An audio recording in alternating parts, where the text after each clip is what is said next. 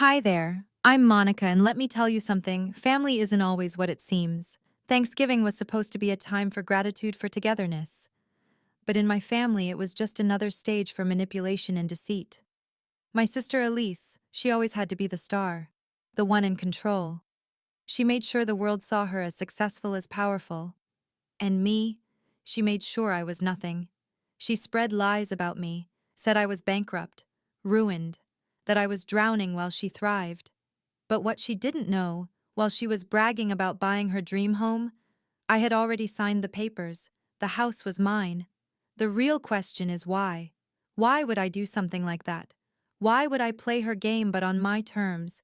And most importantly, how did she react when she found out? Trust me, you won't believe how far she went to keep her perfect illusion intact.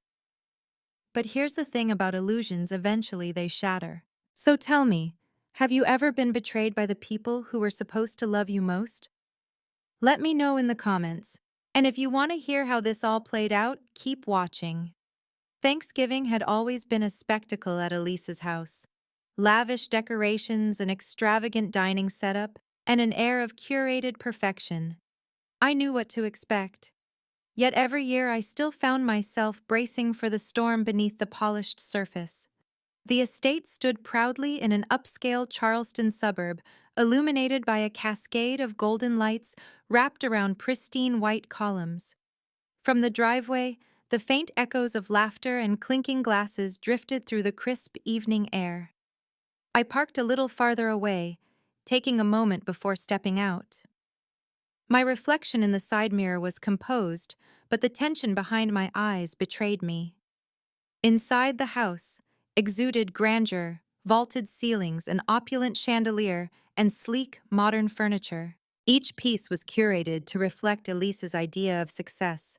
The room buzzed with conversation, but the energy was unmistakable, controlled, monitored, like every movement was meant to contribute to an illusion of effortless perfection. Elise, as expected, stood at the center of it all. Dressed in a tailored burgundy dress, she laughed effortlessly, her manicured fingers wrapped around a crystal champagne flute. She commanded attention without demanding it, a skill she had mastered long before I ever understood the weight of it. Monica. Her voice carried across the room, feigned warmth coating every syllable. I was starting to wonder if you were coming. I offered a polite smile, handing my coat to a waiting server. Traffic was heavier than I expected. Her eyes flickered a micro-expression of skepticism before she beamed again. Of course. The holiday rush. Dylan appeared beside me, subtly placing a glass of wine in my hand. Thought you might need this, he murmured. I took a sip, scanning the room. My parents were in their usual spots. Dad engaged in polite conversation with distant relatives, Mom looking more exhausted than usual, but keeping up appearances. And then there was Brandon. He stood near the fireplace, posture stiff, eyes distant. The once confident architect now carried an unfamiliar weariness. He was listening to someone, but his mind was elsewhere. Elise moved toward him, slipping her hand possessively around his arm. His jaw tensed. I turned to Dylan. How bad is it? He exhaled slowly. Worse than you think. Dinner was served on a table stretching nearly the length of the dining hall. Candles flickered in silver holders, and a centerpiece of autumn-colored flowers sat between intricately folded napkins. The atmosphere was carefully arranged, but the tension was unavoidable. Elise thrived in moments like these. It was never enough to be admired. She needed control, dominance, the satisfaction of knowing she dictated the narrative. Halfway through dinner, she turned toward me with a practiced smile. Monica. I was just telling everyone how incredible your work ethic is. It's inspiring, really, how you've managed to build yourself up. The room quieted slightly. Compliments from Elise were never without an edge. But I suppose she continued, dabbing her napkin against her lips. Some people are just naturally inclined for supporting roles. A soft ripple of laughter moved through the table. I set my fork down carefully. Across from me, Brandon glanced away. Dylan's fingers curled subtly around his wine glass, the only visible sign of his annoyance. I knew the game. Engage, and I'd be playing into her hands. Stay silent, and she'd consider it a victory. I reached for my glass, forcing a casual tone. It's always fascinating to hear your perspective, Elise. A flicker of irritation passed through her eyes. But before she could respond, Dylan leaned toward me and whispered, "She's not just coming after you. Brandon's in deeper than he realizes." I stilled, processing his words. Then Elise straightened, drawing the room's attention with practiced ease. "Before we move on to dessert, I have a little announcement," Elise said, her voice smooth as silk. Brandon's posture stiffened beside her. "We are thrilled to share that we're about to close on a stunning vacation property in the Hamptons, our dream home." Applause followed. Toasts were raised. But I couldn't hear any of it. The name of the property, I'd seen it before. Elise didn't own that house. It had been purchased under a different name. My grip tightened around my wine glass. My voice came out barely audible. "That's impossible." Brandon flinched at my words. "What do you mean impossible?" he asked, voice low but edged with unease. I glanced at him, but before I could respond, Elise let out a perfect practiced laugh, tilting her head back slightly. "Oh, Monica," she said, shaking her head, her expression a mix of amusement and condescension. "You always have such a flair for dramatics." She lifted her champagne flute and took a slow sip, eyes gleaming under the chandelier's golden glow. The murmur of conversation continued around us, but something in the air had shifted. Even those who pretended to be engaged in other discussions had subtly turned their attention toward us. Brandon's gaze was sharp, searching my face for an explanation. I set my wine glass down carefully. "The Hamptons house you just announced," I said evenly, keeping my voice low but firm. "You don't own it." A flicker of something irritation crossed her face. Maybe, just maybe, a flicker of panic passed through her eyes before she blinked it away. She exhaled softly like a parent indulging a foolish child. "Monica, darling, I know you struggle with being happy for other people, but this is sad even for you." She placed a manicured hand over her chest, her expression shifting into carefully curated concern. "You've always had this need to undermine me. It's exhausting, really." Dylan, sitting beside me, leaned in just enough that only I could hear him.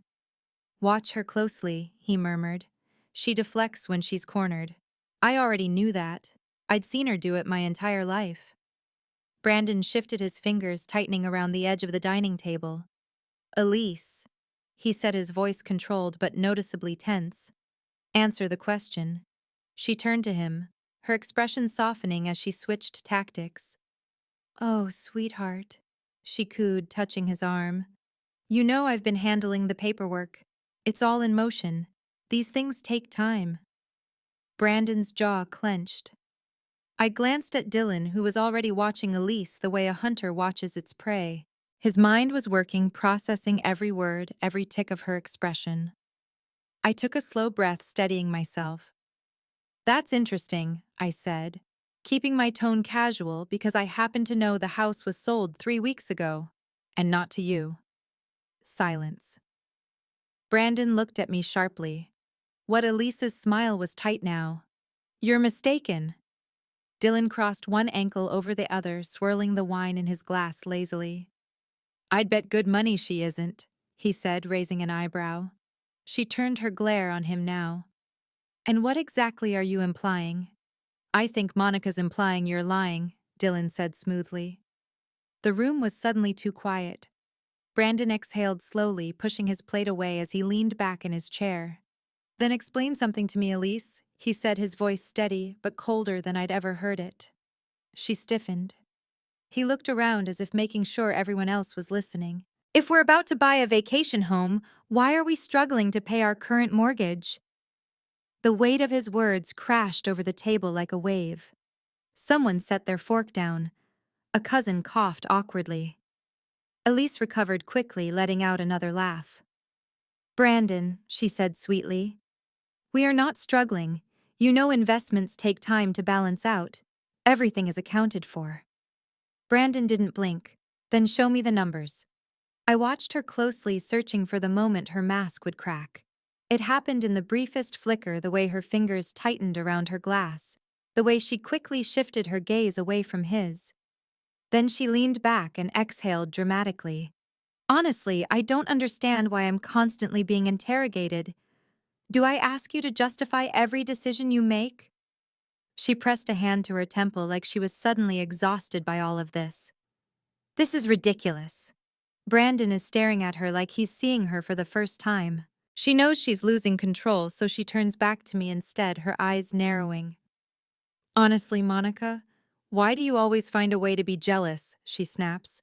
Maybe if you worked as hard as I do, you'd have something of your own instead of worrying about my success. I inhale sharply, every muscle in my body going taut. Dylan shifts beside me, ready to step in. But then, for the first time all evening, Brandon speaks up again. I have another question, he says quietly. Elise turns back to him, eyes flashing with impatience. He folds his arms. If everything is fine, why did I find a late payment notice in the mail last week? Elise goes still. Brandon's voice is eerily calm. You told me you paid the mortgage. A single beat of silence. Then Elise forces out a soft laugh. I did. Brandon stares at her. Lying won't work this time. Dylan leans closer to me. That's the look of a man who's starting to wake up. I grip the stem of my glass tighter. Elise adjusts her posture, trying to take control again. This is ridiculous, she says dismissively, standing up. I'm done entertaining these absurd accusations. We're supposed to be enjoying Thanksgiving. She turns to the guests, flashing her effortless smile. I think we could all use some dessert. Slowly, conversations resume, though the tension remains thick. Brandon says nothing as she walks away, his fingers tapping against the table in thought. I turn to Dylan. I need to talk to you. He nods, setting his glass down. We step into a quieter part of the house. The low hum of conversation from the other room is distant, muffled. She doesn't own the Hamptons house, I say, keeping my voice low. Someone else does. Dylan studies me carefully. Do you know who I hesitate for only a second? I have a theory. Before he can respond, the guests start moving toward the door, signaling the night is ending. I step back into the main area just as Brandon appears in front of me, his face unreadable. He waits until the last of the guests have left before speaking. Tell me the truth, Monica. I meet his gaze. What do you know about Elise that I don't? The weight of the question lingers between us. I exhale sharply, shaking my head. I know that she's about to lose everything. Brandon runs a hand through his hair, his face pale. Then I need to know everything, he says firmly. I glance around the nearly empty street outside Elise's house. The night air is crisp, the holiday lights casting a warm glow on the pavement. But there's nothing comforting about this moment. Brandon's entire world is shifting beneath his feet, and I wonder if he's truly ready to hear what I have to say. I hesitate, but he catches my wrist before I can turn away. Monica, please, he pleads, voice tight. I can't keep pretending I don't see it. I need the truth. Something in his expression makes my chest tighten. Come on, I say, nodding toward my car. Let's talk somewhere Elise can't listen in. The drive is silent, the weight of unspoken words stretching between us. I take him to a small bar just outside downtown Charleston. It's quiet, dimly lit, the kind of place where people come to be forgotten. I choose a corner booth, waiting until the bartender moves away before I finally speak. You don't know who she really is, I say, stirring the condensation on my glass with my finger. Or maybe you do, and you just don't want to admit it. Brandon exhales sharply, rubbing his temple. I know Elise isn't perfect. She has flaws. But she's my wife, Monica. I shake my head. She's a liar. A fraud. And this isn't the first time. He tenses. What do you mean? I set my drink down, my fingers pressing into the table's wooden surface. It started years ago. I was 18, about to start college. I had a scholarship, but it didn't cover everything. My dad co-signed a loan to cover the rest.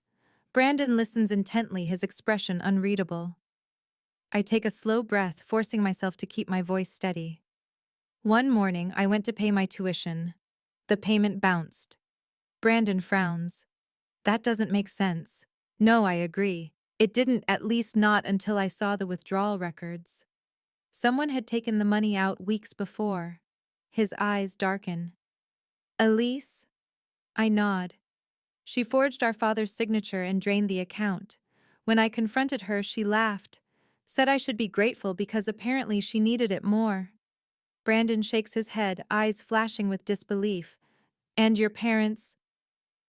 They didn't want to believe it. My dad was furious at first, but Elise? She always knows how to manipulate people. She cried, played the victim, said it was a misunderstanding. I let out a humorless chuckle. She made it sound like I was the selfish one for being angry about it. Brandon leans back silent. I push forward. That was the first time she stole. But it wasn't the last. The words hang between us.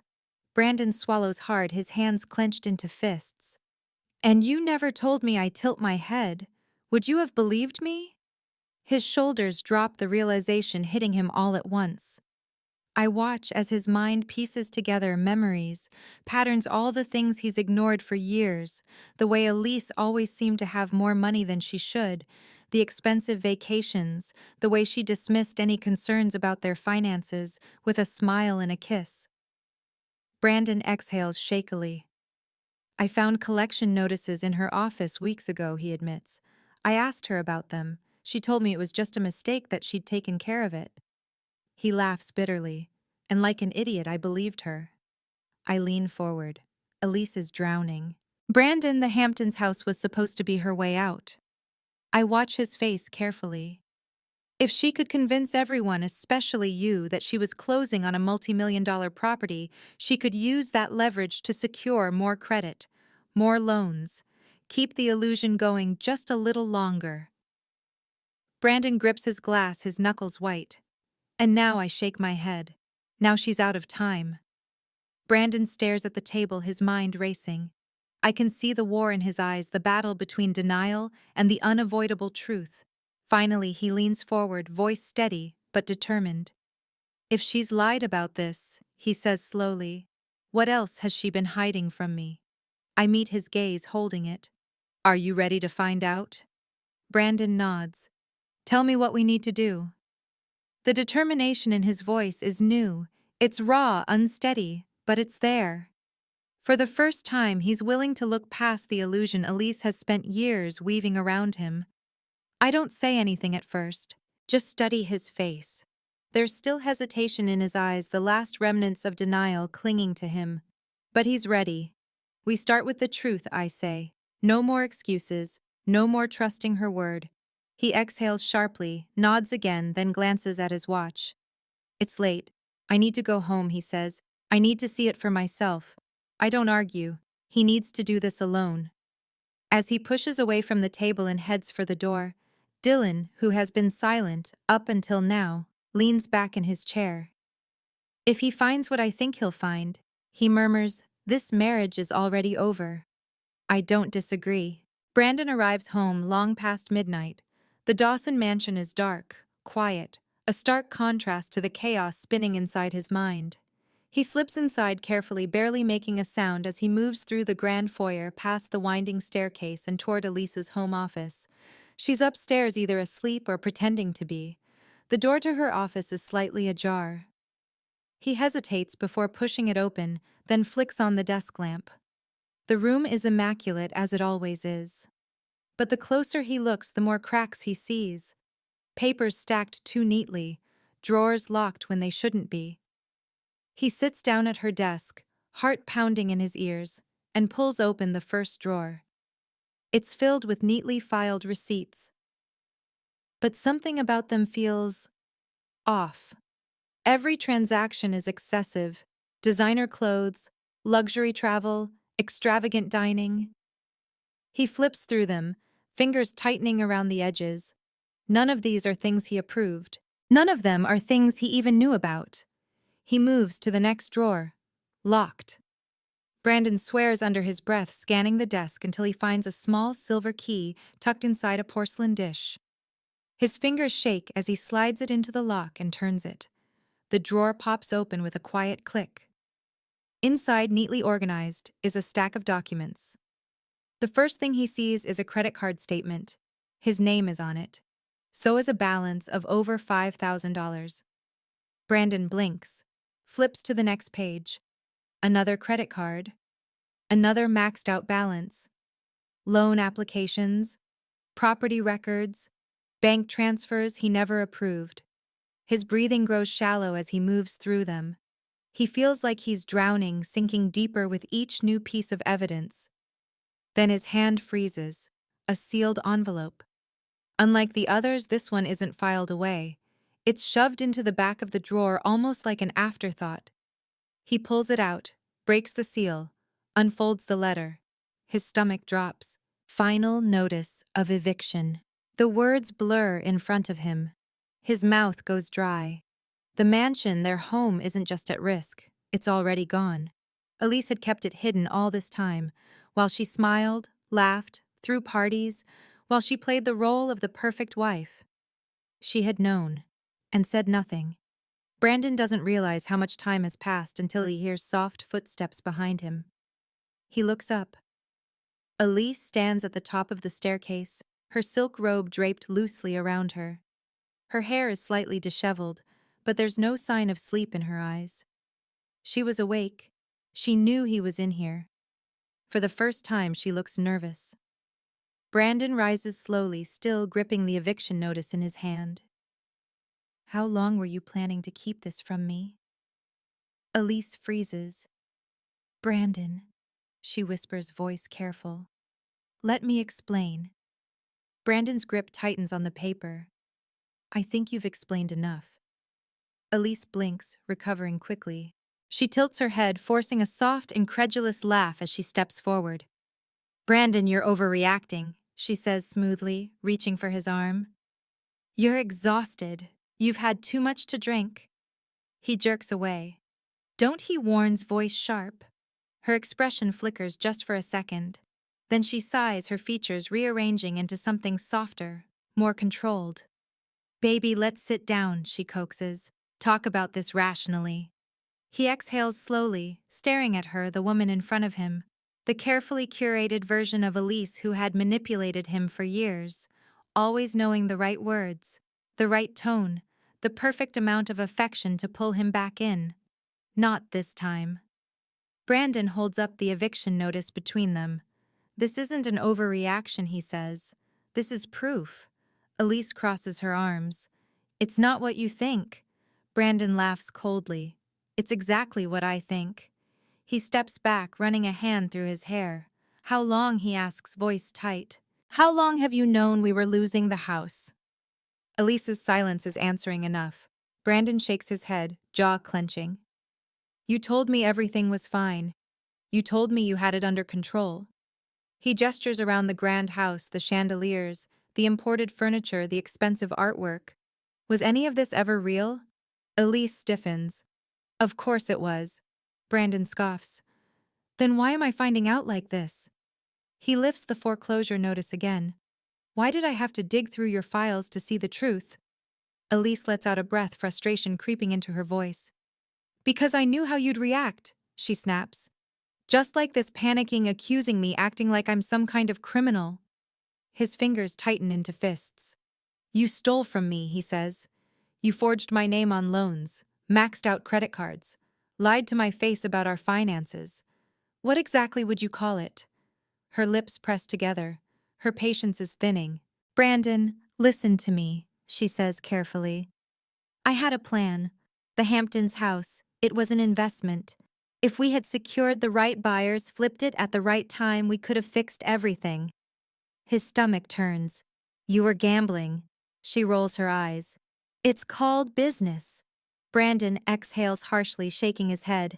You don't get it, do you? It's over, Elise.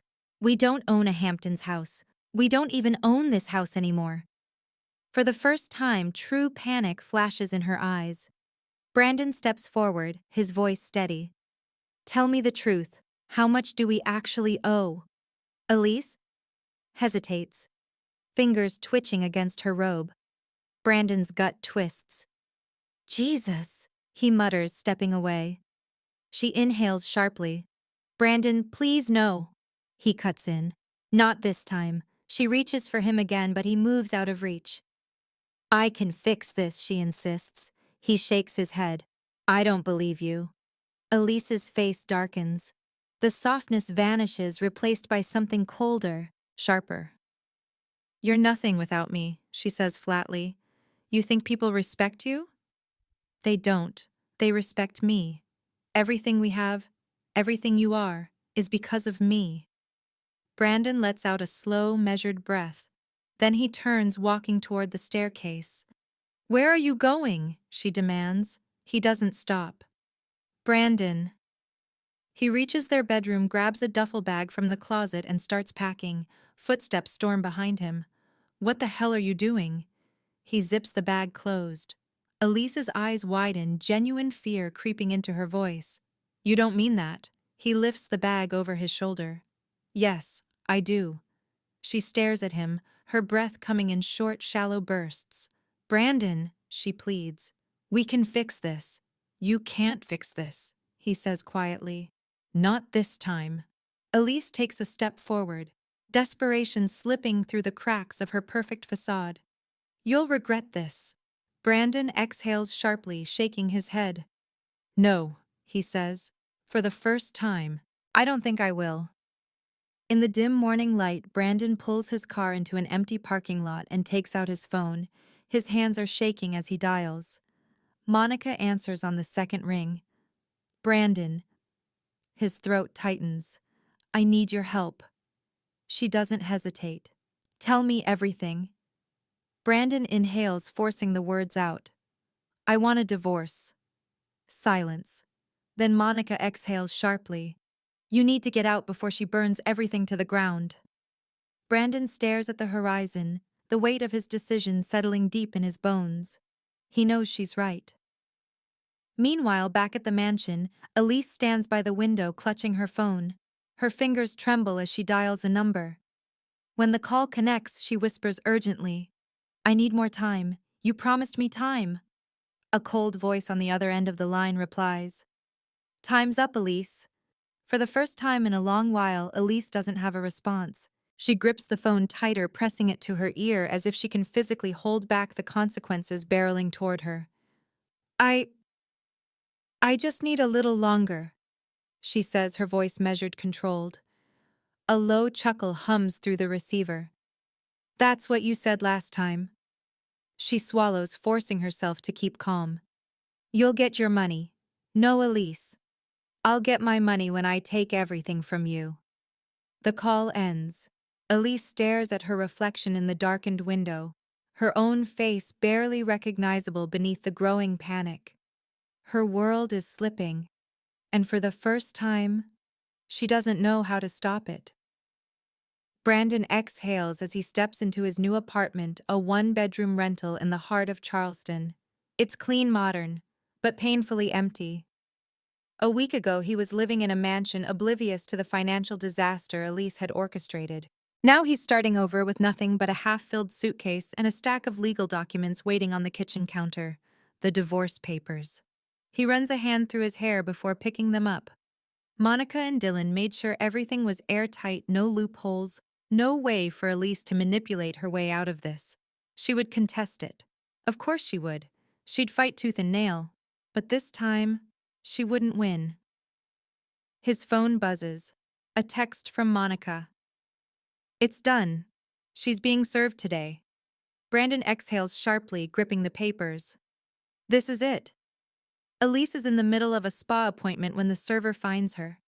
She lounges in a plush robe, champagne in hand, fighting for composure as the woman in a crisp black suit hands over the envelope. Mrs. Dawson, the server, says smoothly, You've been served. The world tilts. Elise takes the envelope but doesn't open it. She doesn't need to. She already knows what it is. Divorce. It was inevitable, but she thought she had more time. The server gives her a curt nod and walks away. The room is suddenly too quiet. The other women in the spa, once envious of her lifestyle, now look at her with a mixture of curiosity and thinly veiled amusement. Elise clenches her jaw. She won't let them see her break. Instead, she calmly stands, slides her sunglasses over her eyes, and walks out as if nothing happened. Monica leans back in her office chair watching Dylan sift through paperwork. She's going to fight it, Dylan mutters, flipping through the financial reports. She always does. She can try. Monica says, reaching for her coffee, but she won't win. Dylan smirks. You sound confident. I am. Monica's voice is firm. Because for once, Elise isn't the one holding all the cards. Monica's phone buzzes. A blocked number. She hesitates, then answers. A disguised voice filters through. You're digging into something you shouldn't be. Monica's grip tightens on the phone. Excuse me. A beat of silence. Then, drop it, or you'll regret it. The line goes dead. Monica stares at her screen, heartbeat steady but sharp. She looks up at Dylan, who's watching her closely. Well, she says slowly. That's new. Dylan raises an eyebrow. Threat seems that way. She leans forward, considering. Someone doesn't want her to expose Elise. That only makes her more determined. Brandon's tension doesn't ease even hours after Elise has been served. A part of him expected relief, but all he feels is unease. The threat started 2 days ago. Anonymous texts, at first vague warnings to walk away. Then they escalated. A note under his door. A voicemail with nothing but heavy breathing. Now sitting alone in his apartment, the silence feels oppressive. His phone rings. He expects Monica. Instead, it's Elise. He lets it go to voicemail. Moments later, a text appears. You'll regret this. Brandon exhales slowly. No, he thinks. I won't. The office door slams open. Monica doesn't even flinch as Elise storms in, her heels clicking against the tile. She slams the divorce papers onto the desk, eyes blazing. You think you've won? Elise hisses. This is far from over. Monica doesn't react. She simply leans back in her chair, fingers laced together, and smiles. We'll see about that. Elise steps out of the office, dialing a number she never thought she'd have to call again. I need your help. The line crackles for a moment before a low, measured voice responds. You always do. She swallows, gripping her phone tightly as she steps into her car. This is different, Victor. A dry chuckle. It always is. She clenches her jaw. I don't have time for games. I need to meet. Silence. Then same place. The call ends. Elise exhales, shoving her phone into her bag. She's out of options. The private club sits on the edge of Charleston, tucked away from prying eyes. It isn't the kind of place one stumbles into. It's the kind of place where power is exchanged over whiskey and whispered threats. Elise strides through the dimly lit lounge, ignoring the weight of the stairs following her. She doesn't belong here. Not anymore. But that doesn't mean she can't pretend. Victor Langford sits in the farthest booth, a glass of scotch resting in front of him. He hasn't changed. His tailored suit is crisp, his salt and pepper hair neatly combed back. But the same calculating sharpness lingers in his dark eyes. As she slides into the booth, he watches her like a cat watching a wounded bird. You're late, he says. I wasn't aware we were keeping appointments.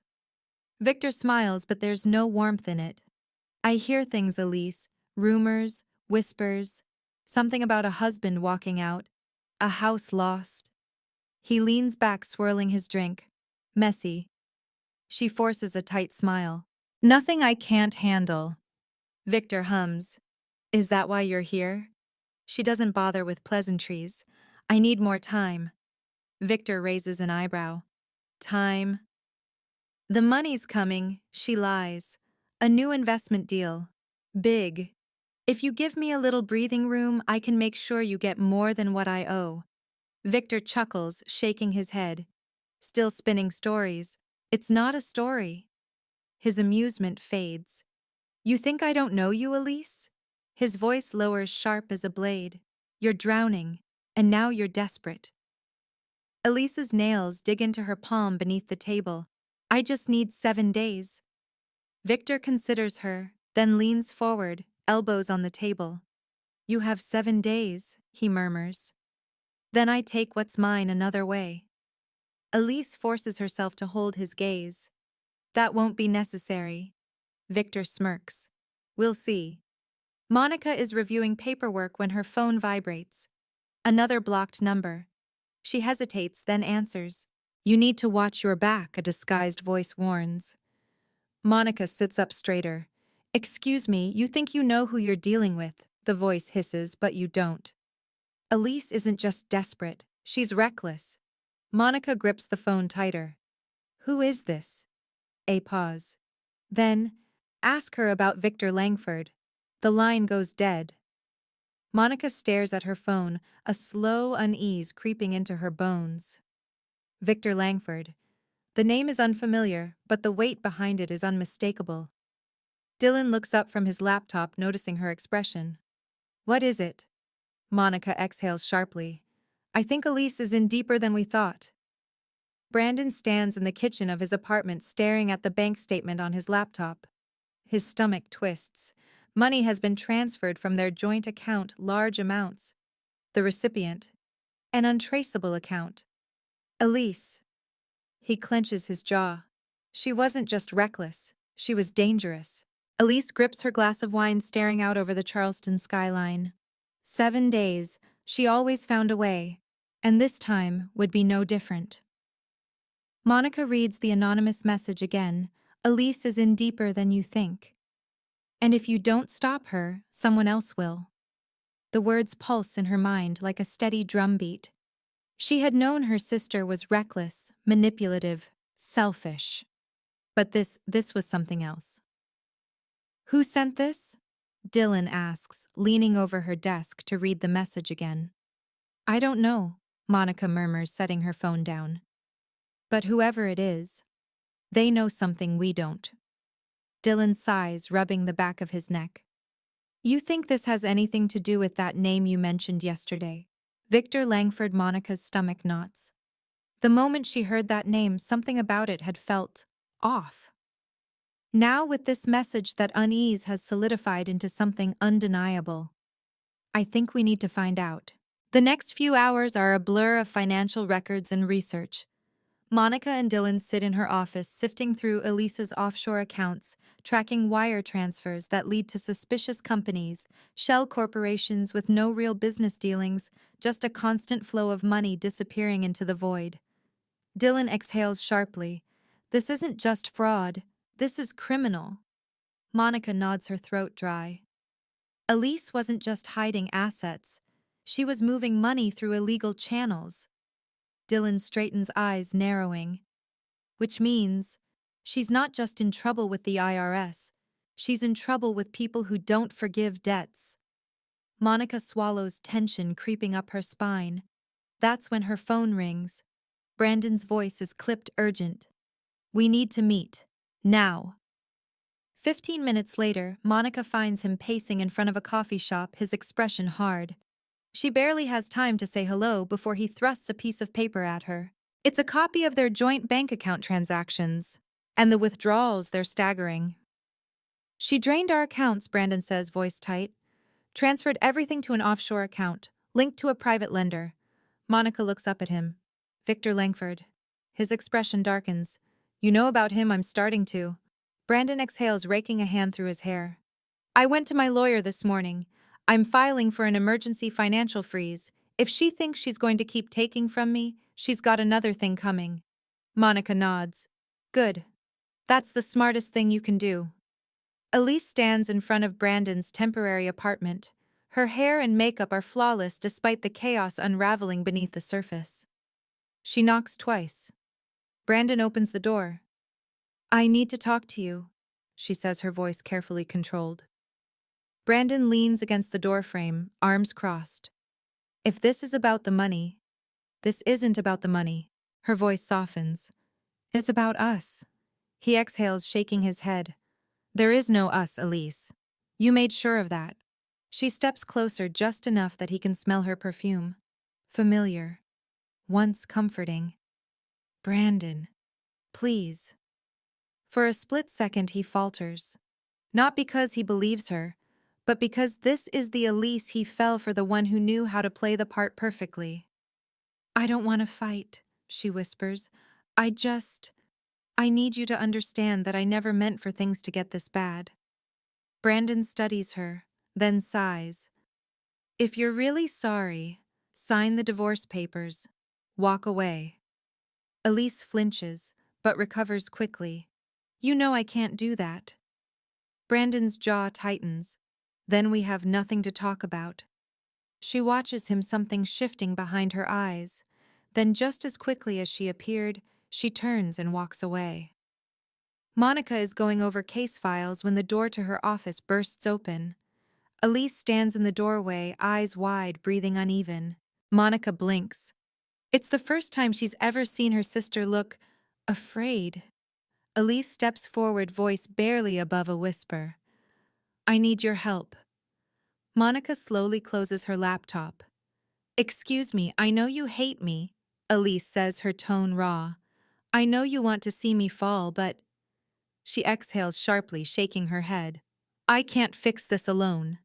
Monica narrows her eyes. Fix what? Elise hesitates, her mask cracking just slightly. I owe money, Monica. Elise says, her voice barely above a whisper. More than you can imagine. Monica leans forward, to who Elise's lips part, but no sound comes out. Monica watches her closely. Victor Langford. Elise jerks back as if struck. Monica exhales through her nose. That's what I thought. Silence stretches between them. Then finally Elise whispers, They're going to kill me, Monica. Monica meets her sister's gaze, unflinching. Then I suggest you start telling me the truth. Victor watches from a distance as Elise leaves Monica's office. He takes a slow sip of his drink ice, clinking against the glass before pulling out his phone. She's out of time, he mutters. The response on the other end is immediate. We'll handle it. Victor smirks and ends the call, tapping his fingers against the glass. Elise always thought she was untouchable. She was about to learn otherwise. I watch Elise pace the office, her perfectly manicured nails tapping against the wooden desk, like she's trying to drum away the inevitable. She begged for my help, but even now I can see the gears turning in her head. She's still searching for an angle, still trying to manipulate me into fixing this for her. I'm not falling for it. You want me to believe you're the victim? I ask, arms crossed. That you just fell into $2 million of debt. Elise exhales sharply. I thought I could flip it, she says, voice strained. I had deals lined up, real estate investments, stocks. I just needed time. But then things started falling apart and I shake my head. You gambled with money that wasn't yours. She swallows, shifting uncomfortably. I didn't have a choice. There's always a choice, Elise, I snap. You just never pick the right one. She flinches, and for a brief moment, I see something real beneath all the arrogance, fear. This isn't just about me anymore, she says quietly. Victor, his people, they don't care about contracts or court cases. If they don't get their money, they'll take something else. A chill creeps up my spine. You mean, they'll kill you? She nods once. Good. A small, vicious part of me thinks, maybe she deserves it. Maybe this is karma. But then I think of Brandon, how much she's already cost him. Why are you here, Elise? I ask, my voice lower now. She hesitates. Because if I go down, I'm not going alone. Brandon sits across from his lawyer, flipping through the final draft of the financial restrictions. So once this is filed, he asks, she can't touch a cent. His lawyer nods. Correct. Given the evidence of reckless spending and mismanagement, we can argue for full control over the remaining assets. Brandon exhales. It's over, he mutters. His lawyer doesn't reply. Because they both know it's never that simple. Elise grips the edge of my desk, her knuckles turning white. I took out a loan in Brandon's name. The words hit me like a gunshot. My stomach drops. You what? She swallows. It was months ago. I needed collateral, and his credit was still. You forged his signature. I demand, my voice rising. She doesn't deny it. I inhale sharply, trying to steady the rage bubbling up inside me. Do you have any idea what you've done? She looks away. Of course she does. And she doesn't care. Brandon is halfway through a bottle of whiskey when the knock comes at his door. He ignores it at first until he hears the rustle of paper sliding under the frame. Frowning, he gets up, bends down, and picks up the envelope. No return address. Just his name. He rips it open and pulls out the contents, a contract. A loan contract. His eyes skim the details, his heartbeat quickening. $500,000. Under his name. With his signature. Only, he never signed it. His phone buzzes. Unknown number. He answers. A voice smooth and cold. Evening, Brandon. Brandon grips the paper, his pulse hammering. Who is this? Doesn't matter, the voice replies. What matters is, we own you now. Pay up. Or we take it. Another way. Brandon exhales sharply, his grip tightening on the papers. She just signed my death sentence. Monica's phone rings. She doesn't recognize the number, but something in her gut tells her to answer. The voice on the other end is smooth, deliberate. You're smart, smarter than your sister. Maybe you can fix this before it gets ugly. Monica's grip tightens around the phone. Who is this? A pause. Then, you already know. Elise sits in the back of a black SUV staring out at the darkened streets as the car glides through the industrial district. She doesn't know why she agreed to this meeting. Maybe desperation, maybe fear, or maybe deep down she still believes she can talk her way out of anything. The SUV slows to a stop outside a dimly lit warehouse. The driver says nothing. She swallows and steps out. Inside, the air smells of oil and rust. A single hanging bulb flickers overhead. Victor leans against a stack of wooden crates, arms crossed. Elise, he greets, voice casual. I was wondering when you'd show. She forces a smile, but her hands tremble at her sides. I told you I just need a little more time. Victor tilts his head as if considering. Then he snaps his fingers. Two men step out of the shadows. Elise stiffens. Victor steps closer, lowering his voice. Time's up. Monica stares at the blank screen of her phone, heart pounding. Brandon paces the room. Who was it? She exhales. Victor. Brandon's expression darkens. What did he want? She doesn't answer. She doesn't need to. They both know. Dylan leans forward, hands steepled. We need to move, now. Brandon nods. How do we clear my name? Monica thinks for a moment. Then, we find the money. Because despite everything, the threats, the fraud, the betrayals, Elise wasn't broke. She was lying. Again. Victor watches Elise with mild amusement. You're out of favors, he tells her. No more extensions, no more negotiations. She forces herself to stand taller. I'll get you the money. He lifts a brow. Oh. And where exactly is it? She hesitates. Victor smirks. That's what I thought. He steps closer, voice dropping to a whisper. You have 48 hours, he says, then gestures toward the two men flanking him. The message is clear. Elise barely makes it out of the warehouse before her legs give out. She grips the car door for support, sucking in a shaky breath. 48 hours. She could fix this. She had to. Monica and Dylan sift through financial statements, legal documents, offshore records, everything they have. And then they find it. A flagged transaction. A hidden account. Dylan exhales. She had the money this whole time. Monica's jaw tightens. Of course she did. Brandon stares at the numbers, expression unreadable. Then why didn't she use it? Monica meets his gaze. Because she still thinks she can win. She closes the folder. But not this time. We need to get into her house. Elise barely registers the drive home. Her thoughts are spinning too fast, tangled between escape routes and last-ditch plans. She needs a drink. The mansion is silent when she enters. She heads straight for the liquor cabinet, pouring herself a generous glass of whiskey. She takes a deep breath. She'll figure this out, she always does. But then something feels off. She turns, scanning the dimly lit room. Her office door is slightly ajar. Her stomach twists. Slowly, she steps forward, reaching for the handle. The safe is open. Her heart pounds. She rushes forward, hands shaking as she rifles through the contents. The offshore account documents gone. Her breath catches, and then a single word is hissed through clenched teeth. Monica.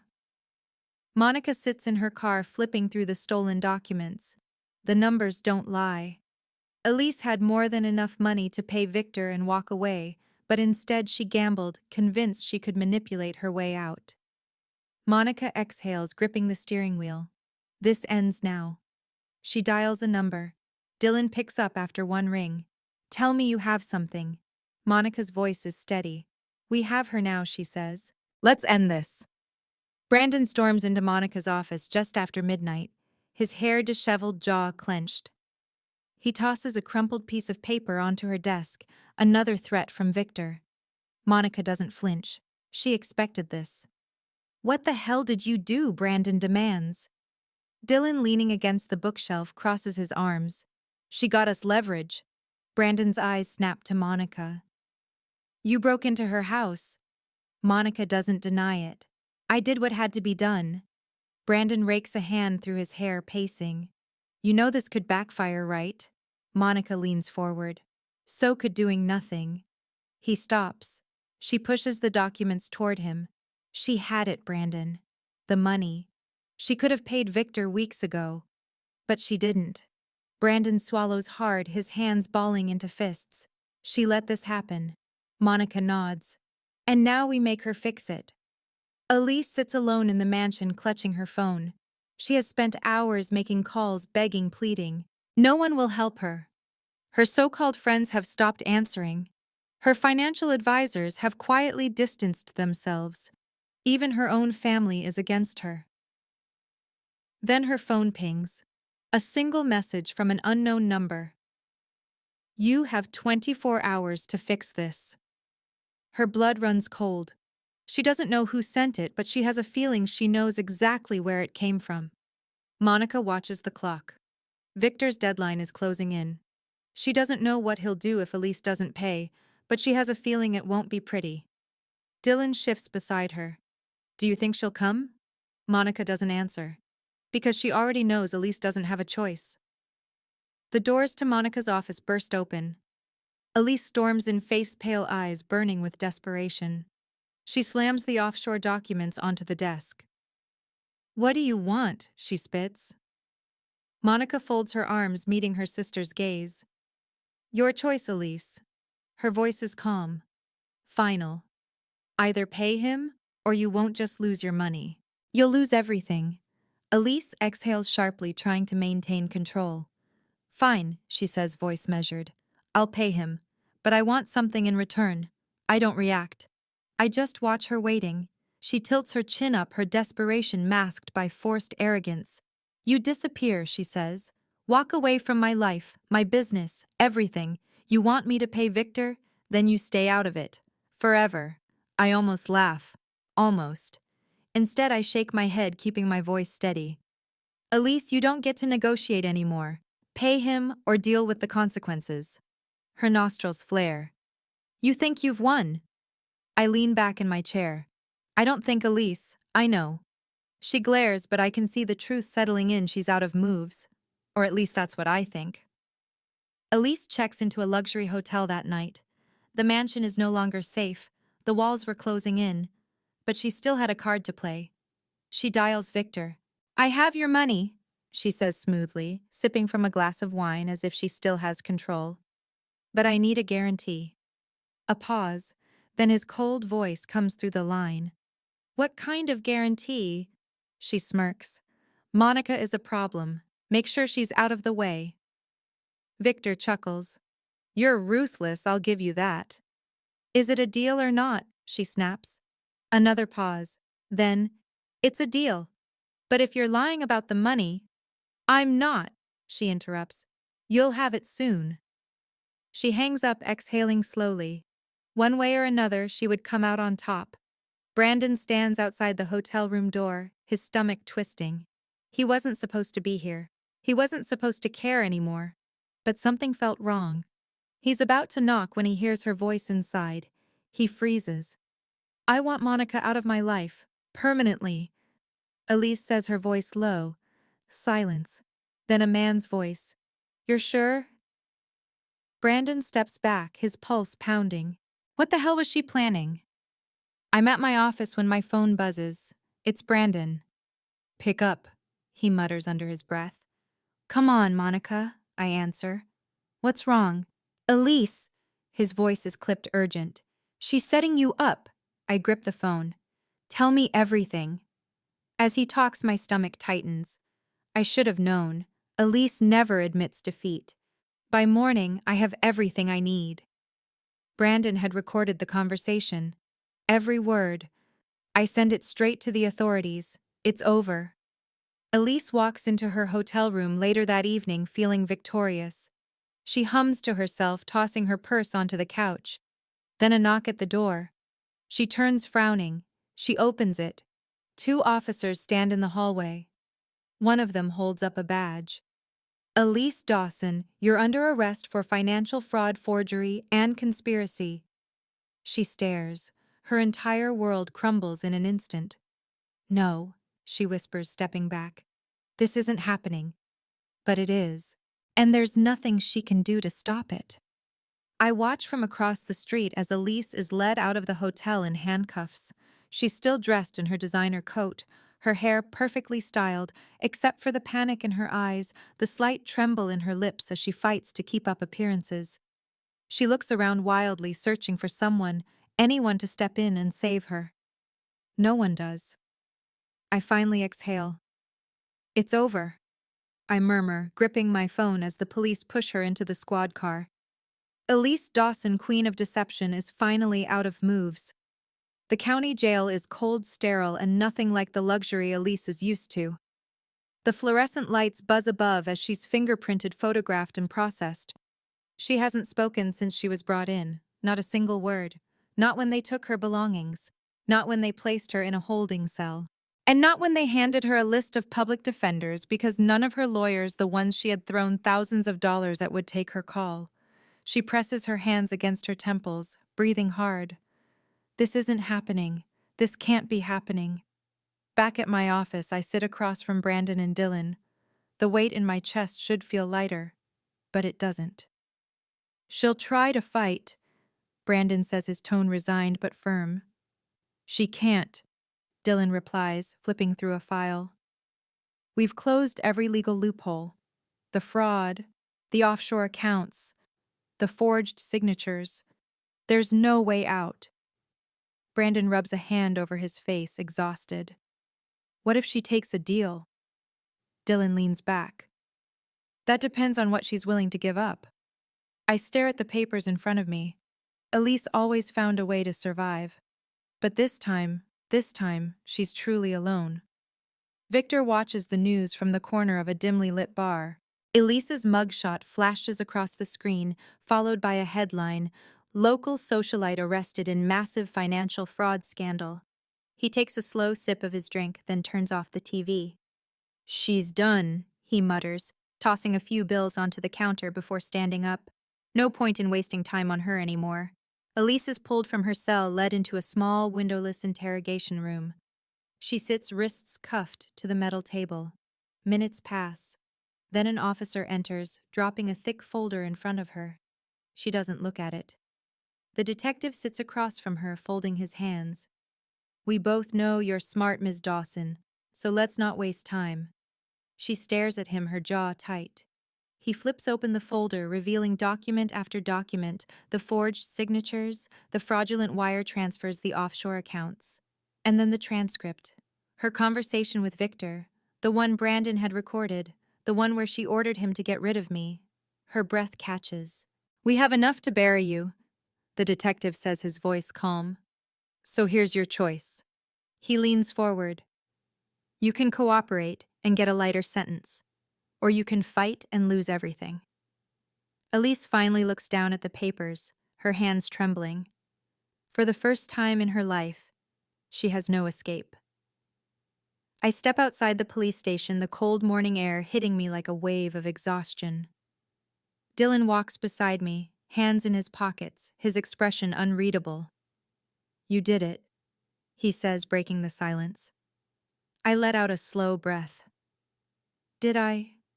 Because despite everything, despite Elise being behind bars, despite Brandon finally getting free, despite knowing she's facing years in prison, it still doesn't feel over.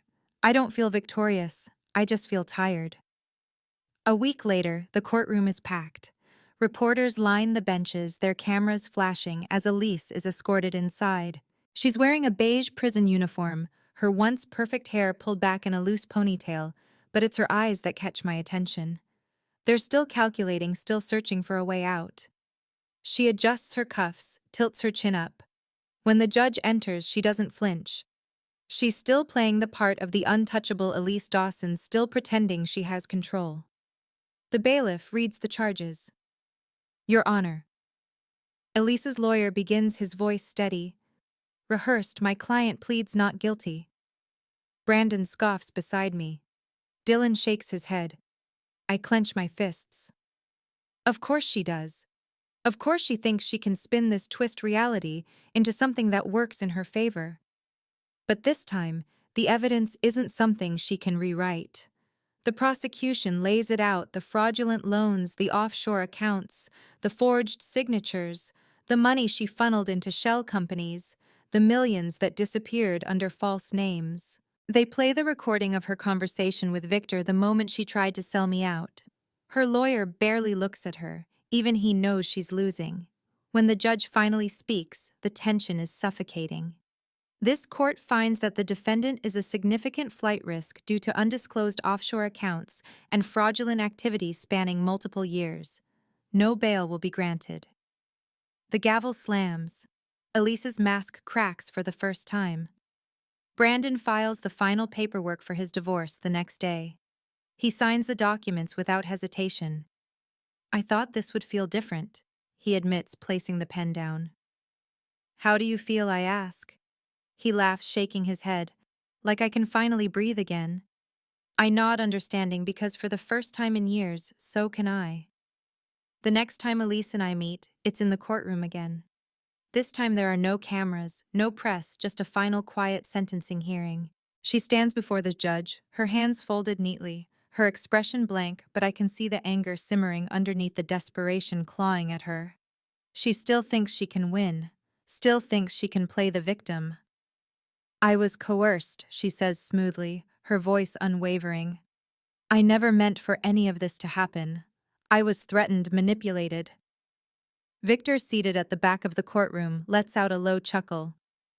Your Honor, his lawyer says, standing, we have substantial evidence proving otherwise. The judge barely hesitates. The verdict is delivered in a tone as final as the closing of a door. Guilty on all counts. Minimum 10 years.